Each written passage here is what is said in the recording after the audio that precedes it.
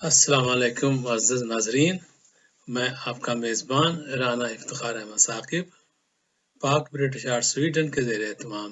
قرآنی فکر کے سلسلہ روشنی کے تیسرے پروگرام کے ساتھ حاضر ہوں اور تمام احباب و رفقا کو دلی عید مبارک پیش کرتا ہوں اور دعا گو ہوں کہ اللہ کریم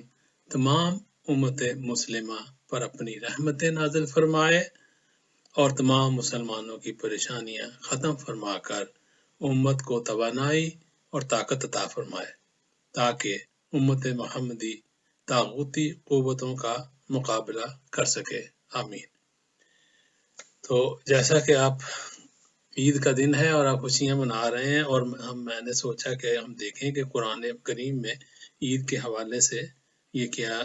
ہمیں رہنمائی ملتی ہے۔ تو آج کے اس لحاظ سے آج کے پروگرام کا عنوان بھی یہی ہے کہ ہم عید کیوں مناتے ہیں، اور آئیے ہم دیکھتے ہیں کہ قرآن کی روشنی میں اور اس کو سمجھنے کی کوشش کرتے ہیں کہ عید کیا ہے اور ہم عید کیوں مناتے ہیں۔ مگر پروگرام شروع کرنے سے پہلے میں تمام ناظرین کا شکریہ ادا کرنا چاہتا ہوں جنہوں نے روشنی کے سلسلے کے سابقہ پروگراموں کو پسند فرمایا اور اس سلسلے کو جاری و ساری رکھنے کی خواہش کا بھی اظہار کیا۔ ساتھ میں آپ احباب کی رائے اور دعاؤں کا بھی بے حد شکریہ، اور بارگاہ اعزنی میں عاجزانہ استدعا ہے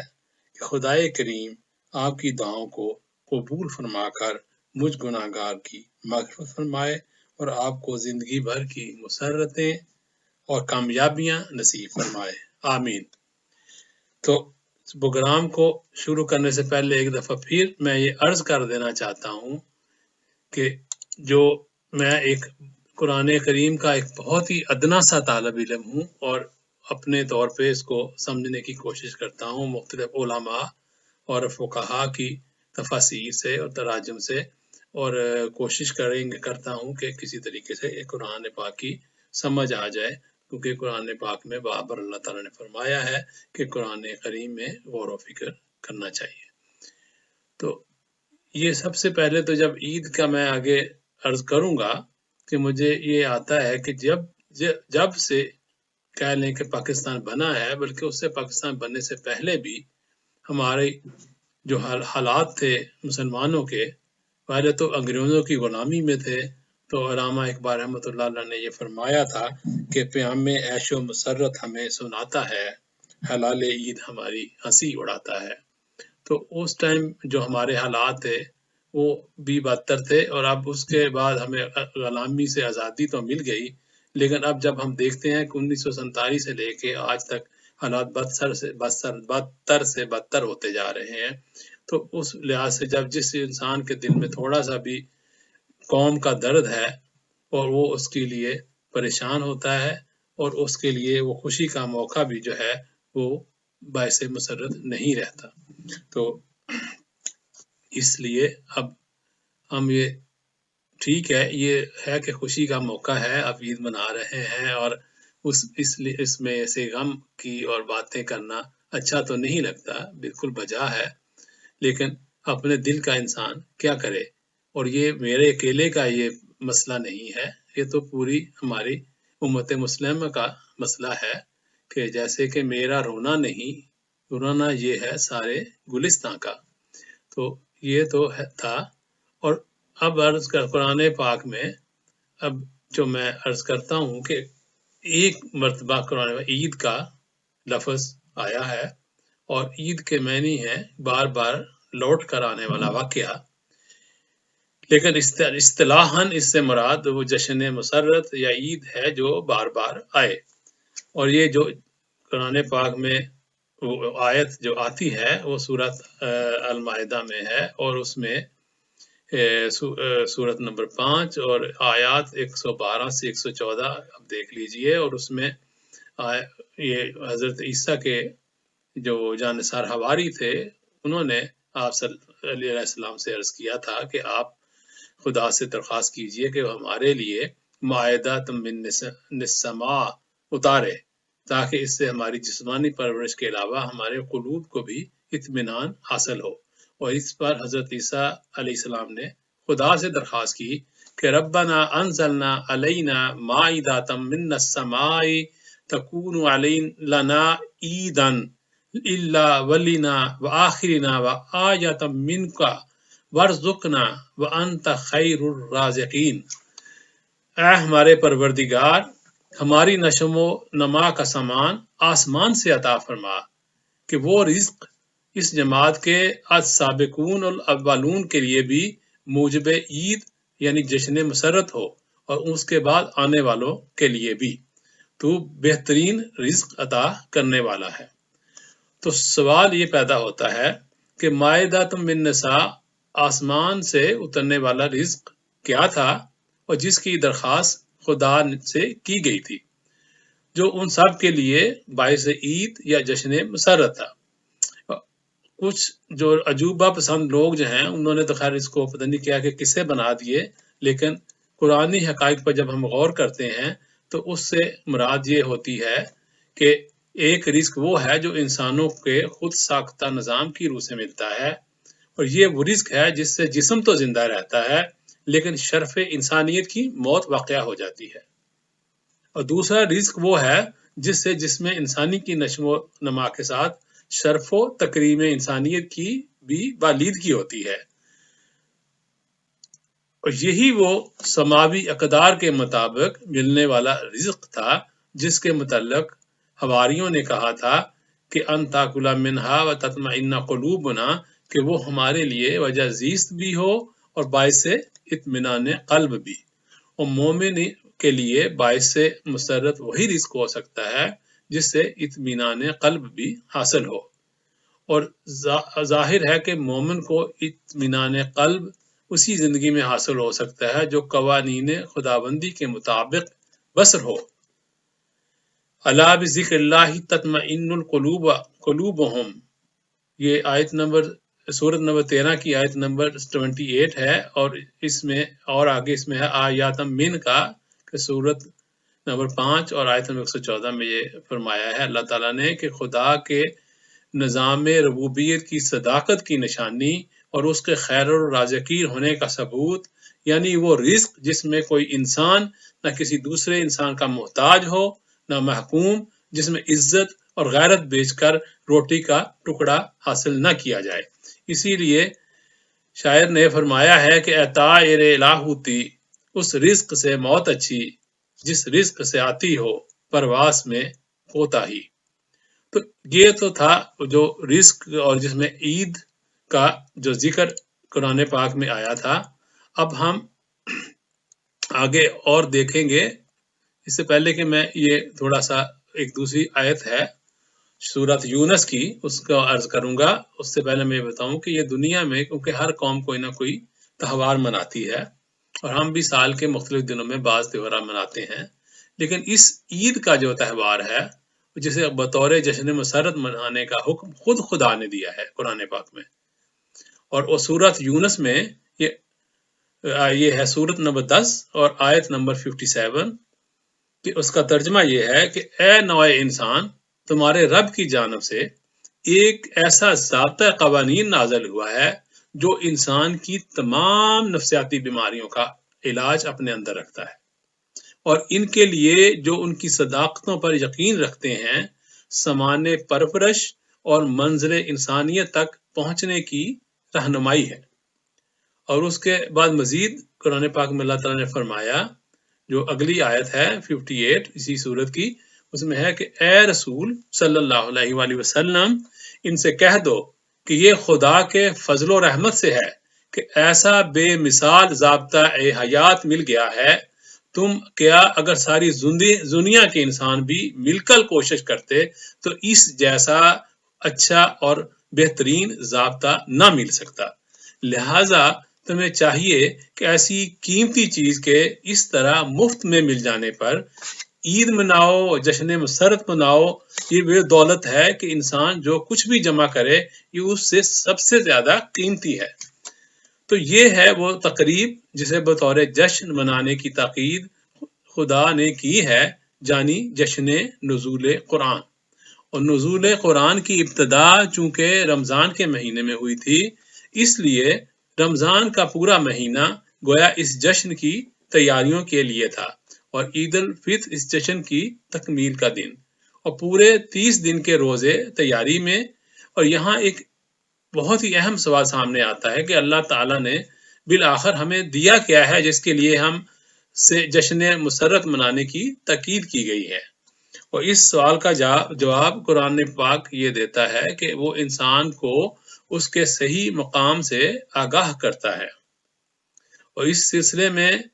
اللہ تعالیٰ نے فرمایا ہے کہ اے رسول، ہم نے یہ کتاب تیری طرف اس لیے نازل کی ہے کہ تو اس شمع نورانی کے ذریعے نوع انسان کو تاریکیوں سے نکال کر روشنی کی طرف لے آئے۔ اور یہ ہے سورت نمبر 10 اور آیت نمبر 57 to 58۔ تو اب دیکھتے ہیں کہ یہ جو میں عرض کر رہا تھا کہ یہ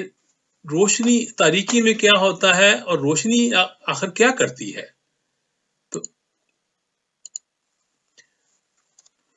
تو اس میں یہ دیکھنا ہے کہ یہ کیا چیز ہے کہ جو ایسے ہوتی ہے۔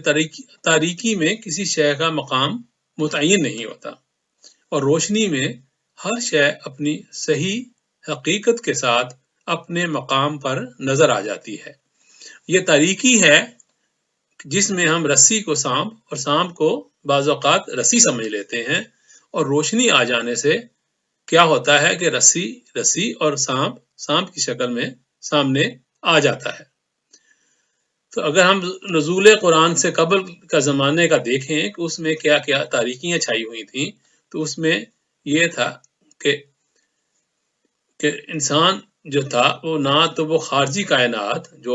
خارجی کائنات سے مراد یہ زمین و آسمان اور چاند ستارے اور اس طرح کی جو بھی کائنات کی چیزیں ہیں ان کو اصلی شکل میں دیکھ سکتا تھا، اور نہ ہی انسان اپنے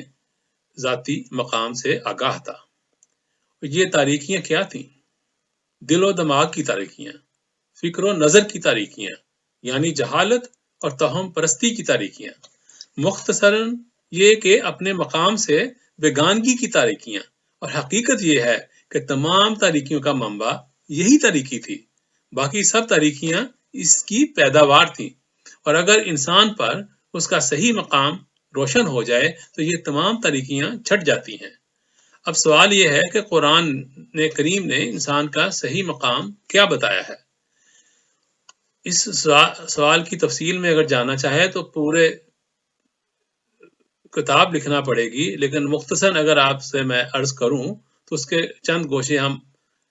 سمجھنے کی کوشش کرتے ہیں، اور اس میں دیکھتے ہیں کہ اس میں کیا تھا کہ نزول قرآن سے پہلے انسان کن تاریکیوں میں ڈوبا ہوا اور کن پستیوں میں گرا ہوا تھا۔ نزول قرآن کے وقت انسان کی کیفیت یہ تھی کہ انسان کی پرستش کرتا تھا، غلامی کا جوا اس کی گردن میں پڑا ہوا تھا، کہیں ملوکیت کا فولادی پنجہ اس کی رگے جاں کو دبائے ہوئے تھا، اور کہیں رہبانیت کی غیر فطری زندگی اس کے دل و دماغ کو بری طرح ناکارہ بنائے ہوئے تھی، اور کہیں سرمایہ دار کی ہوس اس کے خون کا آخری قطرہ تک چوس رہی تھی، اور یہ تھی انسان کی کیفیت۔ اور پھر اس کے بعد ہم دیکھتے ہیں توہم پرستی، اور جب قرآن آیا اور اس نے اعلان کیا کہ خدا کے اس رسول صلی اللہ علیہ وآلہ وسلم کے ظہور کا مقصد یہ ہے کہ ان تمام زنجیروں کو توڑ دے گا جس میں انسان جکڑا چلا آ رہا ہے، اور یہ اس کے سار سے ان بوجھل سروں کو اتار پھینکے گا جن کے بوجھ سے یہ کچلا جا رہا ہے۔ اور یہ ترجمہ جو میں نے عرض کیا ابھی، یہ سورت نمبر 7 اور آیت نمبر 157 سے ہے۔ اب اس میں آپ کسی بھی قرآن پاک کا اٹھا کے آپ یہ ترجمہ اس آیت کا دیکھ سکتے ہیں۔ اور ان زنجیروں میں سے سب سے پہلی زنجیر اس کی توہم پرستی کی تھی، جس کی روح سے خارجی کائنات کی ہر قوت سے ڈرتا تھا۔ بادل گرجا اور انسان سہم گیا، بجلی کڑکی اور یہ دب کر بیٹھ گیا، پہاڑ سامنے آیا تو اس کی ہیبت سے لرز اٹھا۔ ان قوتوں کے خطرات سے بچنے کے لیے اس کے ذہن میں ایک ہی طریق آ سکتا تھا، وہ یہ کہ ان قوتوں کو خدا تسلیم کر لیا جائے اور ان کے سامنے جھکا جائے، ان کی پرستش کی جائے اور ان کے حضور قربانیاں دے کر انہیں خوش کرنے کی کوشش کی جائے۔ یہ ہے کہ اب جو انسان کا مقام تھا وہ کیا تھا. تو قرآن جب آیا تو اس نے کہا کہ تم ان سے ڈرتے ہو، حالانکہ کیفیت یہ ہے کہ کائنات کی پستیوں اور بلندیوں میں جو بھی کچھ ہے اسے خدا نے تمہارے فائدے کے لیے قوانین کی زنجیروں میں جکڑ رکھا ہے. اور یہ ترجمہ آپ دیکھ سکتے ہیں سورت 45 میں، اور اس کی آیات ہیں 12 اور 13، اور سورت 31 میں بھی آیت ہے اس کی 20. اگر تم ذرا غور و فکر سے کام لو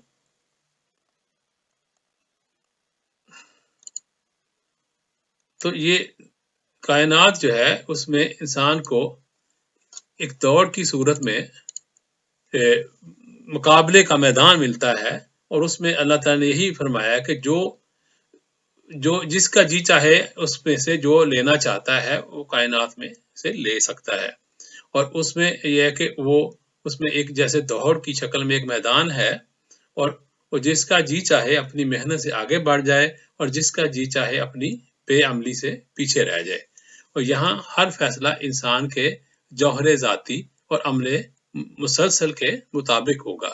اور یہ ترجمہ تھا سورت نمبر 99 اور آیت نمبر 7 اور 8، اور سورت نمبر 46 کی آیت نمبر 19. اور یہ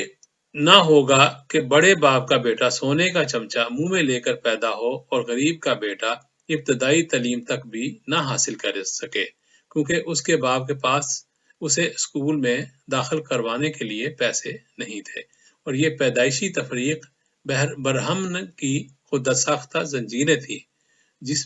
جن میں وہ شودر کو جکڑے رکھتا تھا. قرآن کریم نے انسان کو ان تمام زنجیروں سے آزاد کر دیا، اور یہ تھا وہ مقصد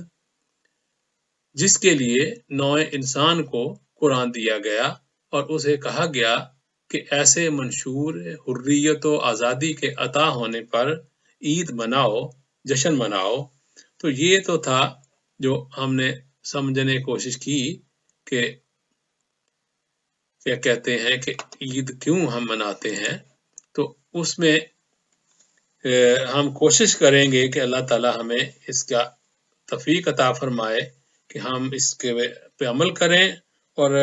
میری دعا ہے جس طرح سے آپ نے رمضان کے مہینے میں صوم و صلات کا اہتمام کیا اور اپنے عبادات کی، اور اللہ تعالیٰ آپ کی عبادات کو قبول فرمائے، اور آپ کی زندگی میں خوشیاں اور مسرتیں لے کر آئے، عطا فرمائے، اور اپنی رحمتوں سے نوازے. تو میں جی ناظرین، یہ میں اپنی ہی ایک نعت کے چند لائنیں مصرے آپ کی نظر کرنا چاہتا ہوں کہ مرحبا مرحبا نبی صلی اللہ علیہ وسلم، مرحبا مرحبا نبی آئے، رحمتوں کی جڑی یوں برس آئے، ہر مرض کی شفا جو بن جائے، دین کامل کا ضابطہ لائے. آؤ اقرار ہم کریں باہم، آؤ اقرار ہم کریں باہم، دین کامل پہ ہم چلے باہم، بھائی بھائی بنے رہیں باہم، زندگی بھر یہی کریں باہم. تو یہ آج ہم عید کے دن یہ اقرار کر رہے ہیں کہ ہم دین کامل پہ چلیں اور ایک دوسرے کے ساتھ بھائی بھائی بن کر زندگی بھر اکٹھے رہیں. تو بہت بہت شکریہ آپ کا، اور خدا حافظ. تمام احباب کا بہت بہت شکریہ. اور اگر کوئی میرے سے کوئی ایسی غلطی جو ہے سہون ہو گئی ہو تو اس کے لیے میں معذرت خواہ ہوں، اور اللہ تعالیٰ سے بھی معافی کا خواستگار ہوں. تو امید ہے کہ آپ کو یہ پروگرام اچھا لگا ہوگا، اور اپنی رائے سے ضرور نوازیے. اور یہ ہے کہ اور امید ہے کہ انشاءاللہ، اور جیسے آپ نے کوشش کریں گے کہ ہم ان پروگرام کو آگے بھی جاری رکھیں. تو انشاءاللہ تو پھر آپ سے ملاقات رہے گی اور رابطہ رہے گا. تو بہت بہت اپنی خوشیوں اور کو منائیے، اور عید کو منائیے اچھے طریقے سے، اور اپنے دوست احباب کا خیال رکھیے، اور ہمسایوں کا خیال رکھیے، اور سب کے لیے دعاگار رہیے کہ تاکہ اللہ تعالیٰ تمام مسلمانوں کو خوشحالی اور نصیب فرمائے. آمین ثم آمین. خدا حافظ.